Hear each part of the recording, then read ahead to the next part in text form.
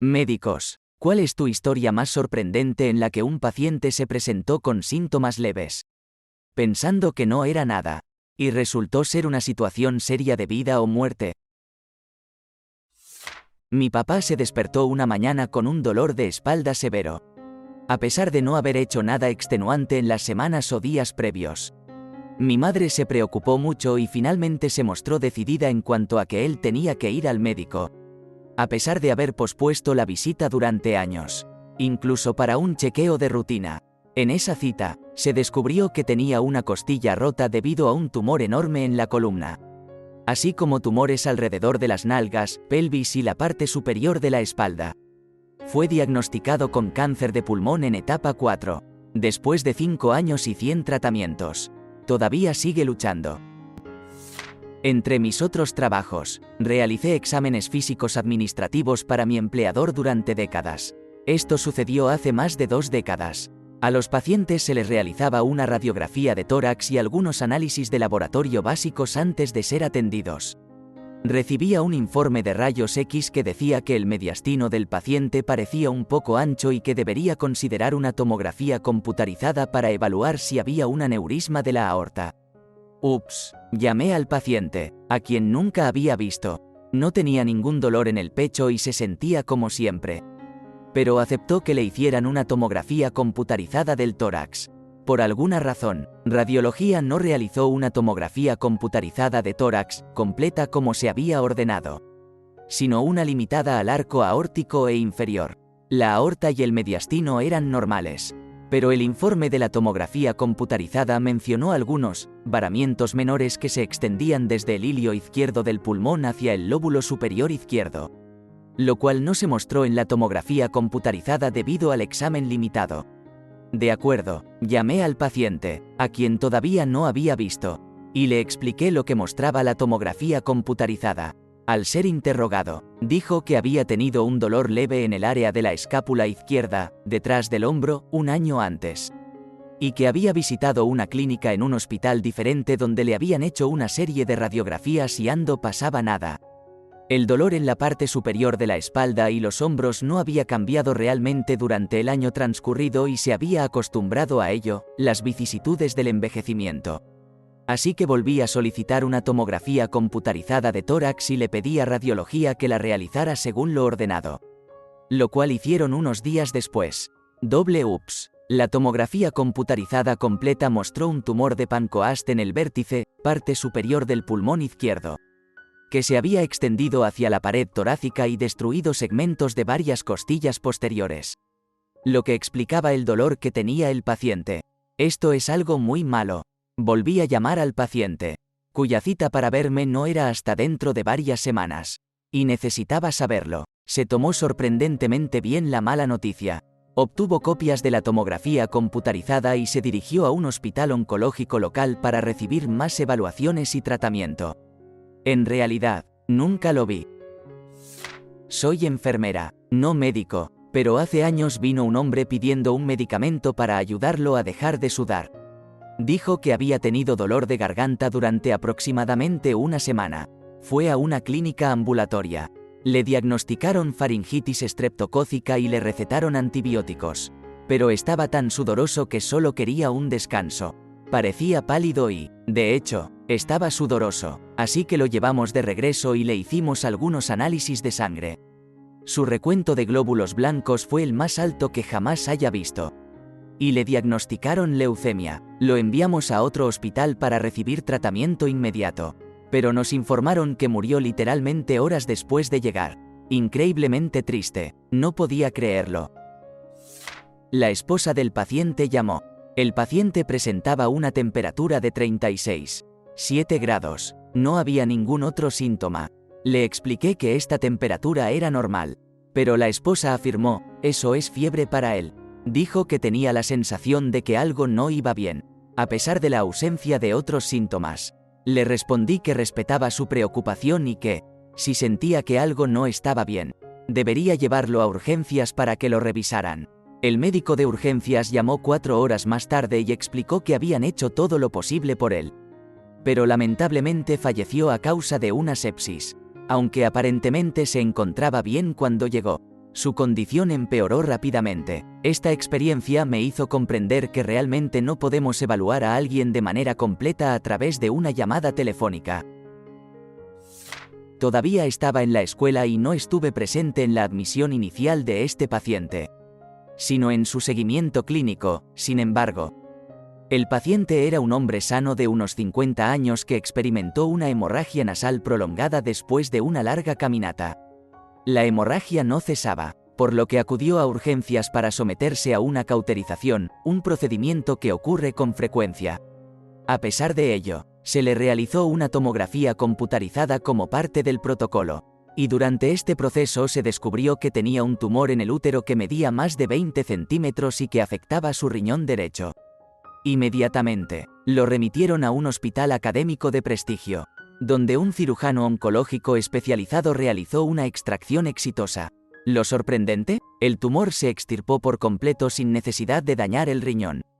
El paciente tuvo un resultado asombroso y solo quedó con una cicatriz de aproximadamente medio pie alrededor de su abdomen como resultado de la cirugía. Soy enfermera, por lo que, naturalmente, mi madre me llamó un día cuando experimentó síntomas extraños. Hoy temprano tuve la sensación de que había una ardilla corriendo en mi vientre. Le aseguré que probablemente era gas. Sucedió de nuevo unos días después, cuando ella estaba en el auto conmigo. Algo me llevó a llevarla directamente a urgencias. El médico la evaluó y básicamente la acusó de inventar cosas. Pedí que la atendiera otra doctora, ya que ella no es una quejosa ni una buscadora de sustancias ilícitas. Resultó que se trataba de un tumor cerebral maligno, glioblastoma, que se manifestaba como convulsiones abdominales. Le dijeron que le quedaban entre 1 y 2 años de vida. Han pasado 7 años desde la cirugía, la quimioterapia y la radiación, y todavía está viva. Cuando trabajaba en el departamento de emergencias de un hospital, AIE, un anciano llegó acompañado de su yerno. Presentaba síntomas de estreñimiento, un leve dolor de estómago y algo de distensión abdominal. La única solicitud era la de laxantes para aliviar su estreñimiento. Examiné su abdomen y noté una masa central firme que me pareció un tanto inusual. Durante mis años de formación en medicina, nos enseñaron a evaluar un aneurisma aórtico abdominal colocando los dedos en un triángulo alrededor del ombligo. Siguiendo este procedimiento, al hacerlo, inmediatamente sentí un fuerte latido bajo mis manos. En ese momento, comencé a sentir una gran preocupación. Pedí una tomografía computarizada para el paciente, que reveló la presencia de un aneurisma aórtico abdominal con una bolsa de pared extremadamente delgada. Rápidamente, el paciente fue trasladado de la unidad de menores a cuidados intensivos y, de allí, directamente a cirugía. Los cirujanos nos informaron que, de haber estornudado, el aneurisma se habría roto, lo que hubiera resultado en una pérdida masiva de sangre en cuestión de minutos, una noticia realmente alarmante. Después de la cirugía, busqué al paciente y me sorprendió saber que había sobrevivido hasta ser dado de alta en el hospital, aunque no estoy al tanto de su estado a largo plazo. Esta experiencia fue aterradora para mí, ya que si no hubiéramos examinado cuidadosamente al paciente, fácilmente podríamos haber confundido el aneurisma con una hernia o una masa fecal. Pero esta es, sin duda, mi historia principal de vez que salvé una vida.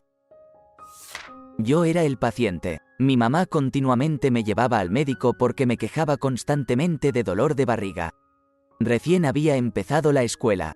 El médico dijo que probablemente solo estaba tratando de escapar de la escuela y quedarme en casa con mi mamá. Me quejé durante todo el año escolar. Incluso me llevó a urgencias un par de veces. Y básicamente dijeron lo mismo. Nunca hicieron ninguna imagen, a veces análisis de sangre. Finalmente, un día empecé a orinar sangre y ella me llevó directamente al hospital infantil, donde me diagnosticaron cáncer de riñón en etapa 4. Para entonces, se había extendido a ambos pulmones, al hígado, a los ganglios linfáticos y alrededor del corazón. Mamá entraba y salía constantemente de los consultorios médicos y de las salas de emergencia por diversas razones, como un cansancio extremo, un aumento de peso significativo, períodos menstruales que duraban meses y un grave caso de deshidratación. Finalmente, un médico de urgencias se percató de su situación y decidió realizarle una tomografía computarizada. descubriendo un tumor del tamaño de una toronja en la vena cava. Posteriormente, se le diagnosticó leiomiosarcoma en estado 4, aunque le dieron unas semanas de vida. Ella luchó durante aproximadamente 5 años más. Esta historia trata sobre un pariente anciano pero no anciano. Antecedentes: me sometieron a una histerectomía debido a problemas generales con mi útero en 2019. Mi cirujano es increíble. Tuve una cirugía excelente y una recuperación fácil. Un día, este familiar me llamó de la nada y me preguntó, ¿cómo se llamaba el obstetra que te hizo la histerectomía? Yo le respondí y luego le pregunté por qué, a pesar de saber que esta persona ya lleva mucho tiempo en la menopausia. Ella contestó, no lo sabrías, tuve mi maldita regla esta mañana. Pensé que había terminado con esta mierda. Bueno, amigos míos, esa reacción de oh, diablos, no, ya terminé con esta mierda resultó ser un salvavidas. Porque lo que ella pensó que era simplemente que la menopausia era rara. Resultó ser un cáncer de endometrio detectado súper temprano. Se sometió a una histerectomía, una ronda de radiación y ya no tiene cáncer 3 años después. Sangrar después de haber pasado por la menopausia es sospechoso como el infierno. Amigos. Un hombre de 26 años, aparentemente sano, se presentó en mi consultorio, soy oftalmólogo, con quejas de visión borrosa leve. Generalmente, esta es una queja bastante común y suele resolverse fácilmente con gafas o lentes de contacto. Después de unos minutos tratando de mejorar su visión con lentes refractores, me di cuenta de que no podía lograr una mejora significativa en su visión. Lo cual no debería tomar tanto tiempo, especialmente en alguien tan joven. Decidí dejar de intentar y procedí a examinar rápidamente el fondo de sus ojos. Descubrí hemorragias en múltiples áreas y nervios ópticos inflamados. Resultó que tenía hipertensión maligna, lo que provocó la hinchazón de sus retinas. Su presión arterial estaba demasiado alta en ese momento, un nivel que podría haber resultado en un derrame cerebral en cualquier momento. Por precaución, lo trasladamos inmediatamente a la sala de emergencias, donde fue admitido. Mi esposo trabajó como asistente de patólogo durante 30 años y realizó autopsias. Un día, un hombre se sintió mal y acudió a urgencias, donde le hicieron algunas pruebas y le diagnosticaron estrés, lo que en realidad significaba ando-se. Luego, lo enviaron de vuelta a casa. Más tarde, hubo un cambio de turno en el servicio de urgencias. En un momento de tranquilidad en la sala de emergencias, un médico aburrido revisó los casos de más temprano en el día. Al analizar los resultados de las pruebas del joven, notó algo preocupante y decidió enviar una ambulancia a la casa del chico para traerlo de vuelta. Cuando llegaron, lo encontraron muerto en el suelo, justo dentro de la puerta. El pobre hombre acabó en la mesa de autopsias de mi esposo. Y su familia presentó una demanda contra el hospital. No sé si cuenta, pero un murciélago me picó. Inmediatamente, consideré la necesidad de ponerme la vacuna contra la rabia. Mi esposa me dijo, es costoso. ¿Y si no te enfermas? Por un momento, casi seguí su consejo. Sin embargo, decidí buscar cuáles serían los primeros síntomas a los que debía prestar atención. La información que encontré fue bastante unánime. Una vez que los síntomas comienzan, la tasa de mortalidad es del 100%. Si te muerden, no hay margen para negociar, debes vacunarte lo antes posible. Soy un neurólogo y quiero compartir una experiencia reciente. Recibí a un paciente aparentemente sano que se quejaba de entumecimiento en su mano izquierda. Un síntoma que había estado experimentando durante algunos meses. Inicialmente, mi primera suposición fue el síndrome del túnel carpiano, dado el entumecimiento en la mano. Sin embargo, al llevar a cabo el examen físico, los hallazgos no fueron concluyentes. Decidí realizar una tomografía computarizada de su cabeza para descartar otras posibles causas. Para mi sorpresa, los resultados revelaron la presencia de lesiones metastásicas malignas en su cerebro. La noticia fue devastadora para la paciente y su familia, quienes momentos antes estaban hablando animadamente de bolsos de diseño caros. Pasaron de disfrutar de una vida aparentemente saludable a enfrentar la realidad de una enfermedad grave con un pronóstico sombrío, con la posibilidad de vivir solo unos pocos meses. Este tipo de situaciones hacen que a veces deteste mi trabajo. Es increíblemente difícil dar noticias tan desgarradoras a las personas y ver cómo sus vidas cambian en un instante. En momentos como estos, quiero recordar a todos que, aunque es natural preocuparse por los síntomas de los seres queridos, el cáncer es una enfermedad relativamente rara. La mayoría de las veces, los síntomas pueden atribuirse a otras causas más benignas. No soy médico, pero tuve 2 experiencias significativas. Tenía una cita con el médico. Era solo un chequeo de 6 meses para monitorear mi diabetes. Mi frecuencia cardíaca se elevó repentinamente, lo que llevó a que mi médico me enviara de inmediato a emergencias para realizarme análisis de sangre. Resultó que estaba experimentando una variante extraña de cetoacidosis diabética en la que mi nivel de azúcar en sangre no estaba elevado, brecha aniónica. Me ingresaron en la unidad de cuidados intensivos y estuve allí durante una semana. Por otro lado, mi madre fue al médico debido a dificultades respiratorias. El médico le diagnosticó problemas relacionados con la edad y el sobrepeso. Sin embargo, decidimos llevarla a urgencias, donde se le drenaron varios litros de líquido de los pulmones. Fue entonces cuando nos informaron que su cáncer de mama, del que había sido tratada 5 años atrás, había regresado y se había diseminado por todo su cuerpo, incluyendo sus huesos, pulmones y cerebro. Tristemente, falleció apenas 5 semanas después. Mi hijo tenía apenas 6 semanas de edad y también fue prematuro por 6 semanas. Los únicos síntomas que noté cuando lo llevé a emergencias eran su llanto inconsolable y su negativa a tomar leche materna. Algunos me dijeron que solo era una madre primeriza siendo paranoica, que probablemente se trataba de gases o cólicos. Sin embargo, mis instintos me decían lo contrario. Decidí llevarlo a emergencias, y cuando el equipo de triaje me preguntó cuáles eran mis preocupaciones, les expliqué que mi bebé no dejaba de llorar y que no podía hacer que comiera. Un par de horas después, mi pequeño de 6 semanas experimentó una situación crítica y sufrió insuficiencia respiratoria, lo que desencadenó un código azul de pediatría. Ese fue el momento más aterrador que he vivido, dado su tamaño tan pequeño. Los médicos tuvieron dificultades increíbles para intubarlo. Mientras intentaban intubarlo, lo mantenían con vida utilizando una bolsa, no estoy seguro de su nombre, y realizando compresiones.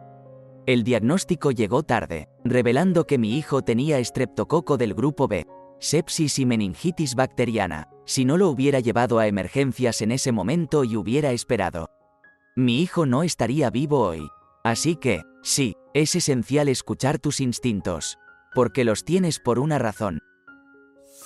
Llevaron a una niña de 8 años que se quejaba de un dolor de espalda que había persistido durante 3 meses.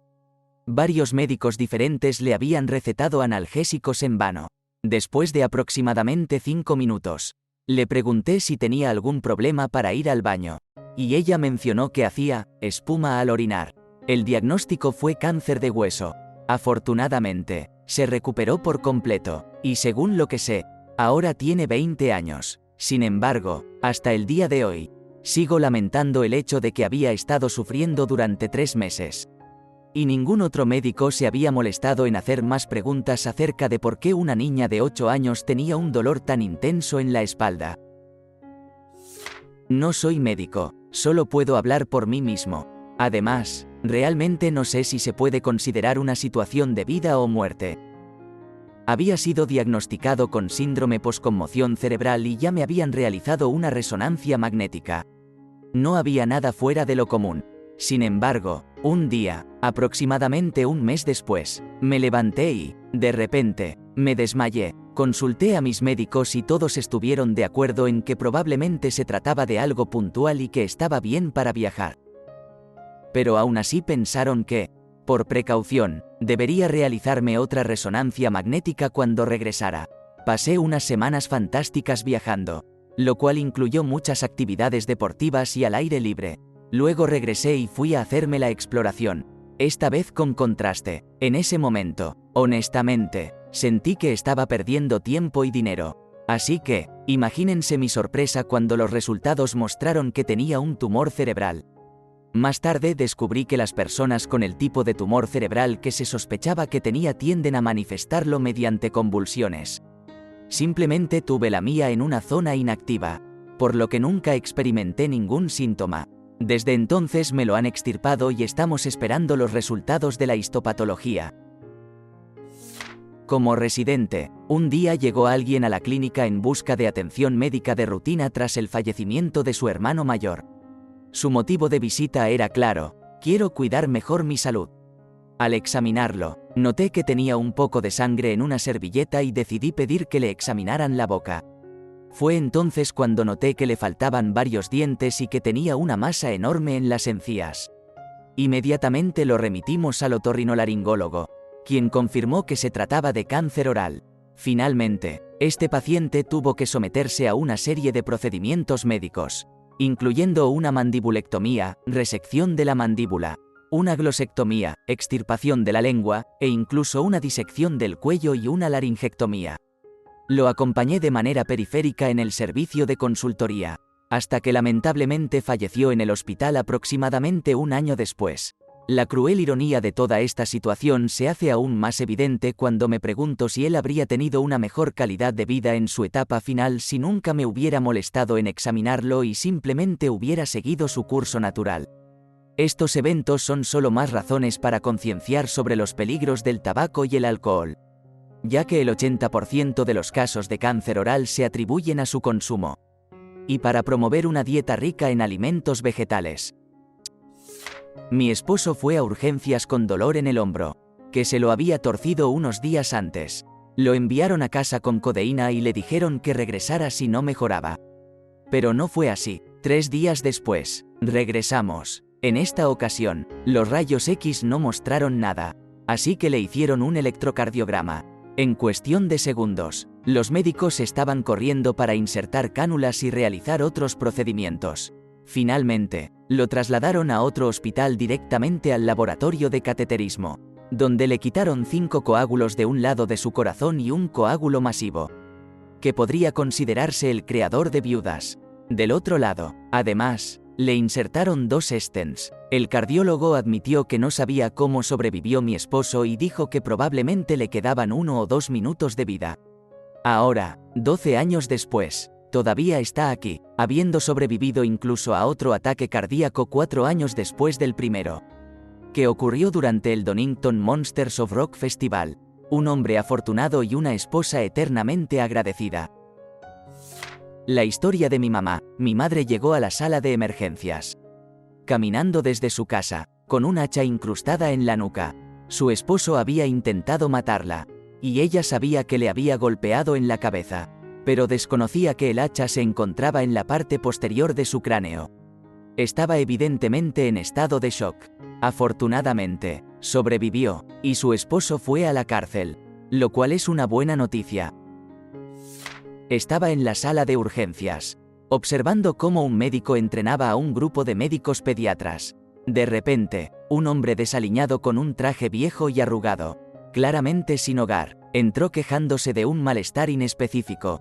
Continuó murmurando sobre conceptos cuánticos en voz baja, demostrando que su mente no estaba del todo en su lugar. Inicialmente, pensé que estaba buscando sustancias ilegales, pero decidí seguir adelante y someterlo a pruebas de diagnóstico básicas para mostrar a los médicos cómo se realizaban. Para mi sorpresa, el hombre fue diagnosticado con una insuficiencia renal grave. Inmediatamente lo llevaron a diálisis y, gradualmente, comenzó a mejorar. Su retorno a la coherencia fue asombroso, alcanzando el 100% de lucidez.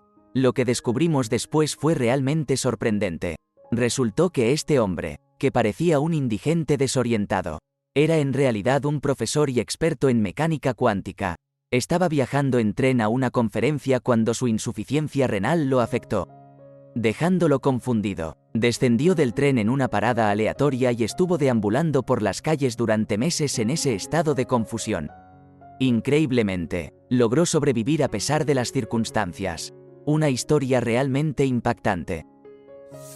No soy médica, pero mi esposo de repente perdió 15 libras en unos pocos días, sin realizar ningún cambio en su dieta o rutina de ejercicio. Le sugerí que esto podía ser un indicio de diabetes y le rogué que fuera a consultar a un médico.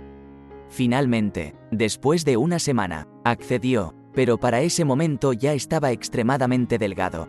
Fue diagnosticado con diabetes y se descubrió que su nivel de azúcar en la sangre estaba peligrosamente alto. El médico advirtió que si hubiera esperado un día más, podría haber caído en coma. ¿Te gustó el video? Regálanos un me gusta, deja tu comentario y suscríbete para que así no te pierdas de los nuevos videos que subimos todos los días.